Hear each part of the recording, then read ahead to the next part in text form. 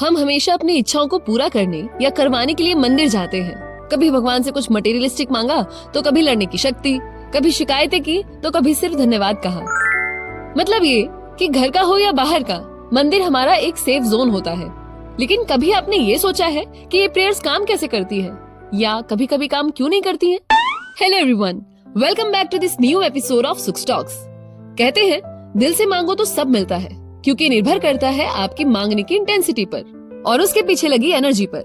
जैसे फुटबॉल खेलते हुए गोल करने के लिए बॉडी की फुल एनर्जी के साथ किक किया जाता है, उसी तरह यूनिवर्स तक अपनी बात पहुंचाने के लिए माइंड और बॉडी की सारी एनर्जी को लगाया जाता है।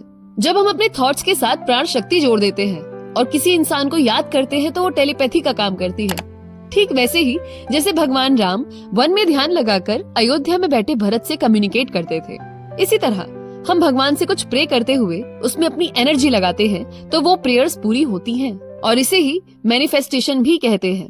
ये एनर्जी चैनलाइज होती है ब्रीदिंग एक्सरसाइजेस और प्राणायाम के जरिए।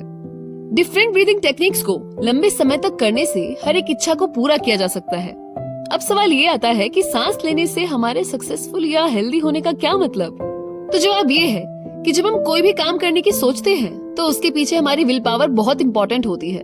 जितनी विल पावर स्ट्रांग होगी, उतने ही रास्ते खुलते जाते हैं। उस विल पावर को मजबूत रखने का काम करती है प्राणिक एनर्जी, जो हम सभी में भरपूर होती है। लेकिन वो होता है ना, जब कुछ बहुत भारी सामान उठाते हैं तो किसी की मदद लेनी पड़ती है। तो जब सपने बड़े होते हैं, तो उसे पूरा करने के लिए भी अपनी एनर्जी के साथ कॉस्मिक एनर्जी की भी जरूरत पड़ती है। इसी एनर्जी को नेचर्स फाइनर फोर्सेस भी कहते हैं, और ये कनेक्शन का काम करता है प्राणायाम। मैनिफेस्ट करने के लिए बॉडी और माइंड से वाइब्रेशंस रिलीज होती हैं। जैसे एक एक बूंद करके पानी गिरे तो वो धीरे धीरे फैल जाएगा, लेकिन अगर बाल्टी भर के एक साथ फोर्स से फेंके तो ज्यादा जल्दी फैल जाएगा। ठीक वैसे जैसे प्राण को वाइब्रेशन के साथ जोड़कर मैनिफेस्ट करना। मैनिफेस्टेशन के बारे में बहुत लोगों ने बहुत कुछ कहा। इससे जो भी आप एक्सपीरियंस या महसूस करते हैं, उसको सच किया जा सकता है अपने थॉट्स, एक्शन और इमोशंस के जरिए। हमें बस उसमें अपनी बॉडी की एनर्जी को जोड़ना है। इसका एक और logic doctor APJ Abdul Kalam ने अपनी किताब विंग्स ऑफ फायर में लिखा कि जब कोई इच्छा अपने प्योर और इंटेंस फॉर्म में हमारे दिल और आत्मा से निकलती है, तो वो एक इलेक्ट्रोमैग्नेटिक एनर्जी क्रिएट करती है, जो हर रात जब हमारा मन शांत होता है, हम सो जाते हैं, वो रिलीज होकर ब्रह्मांड में फैल जाती है और हर सुबह कॉस्मिक करंट के साथ लौट आती है। तो जो भी तुमने पिक्चराइज किया, वो जरूर पूरा होगा। इसीलिए भी ब्रह्म मुहूर्त यानी सुबह 3:30 से लेकर 5 साढ़े 5 बजे तक का वक्त बहुत इम्पोर्टेंट होता है। इसी वक्त मैनिफेस्ट, प्रेयर या अपने गोल्स पर काम किया जाना चाहिए। मैं जब जब ये सब पढ़ती हूँ, तो एनर्जीज पर मेरा ट्रस्ट और गहरा हो जाता है।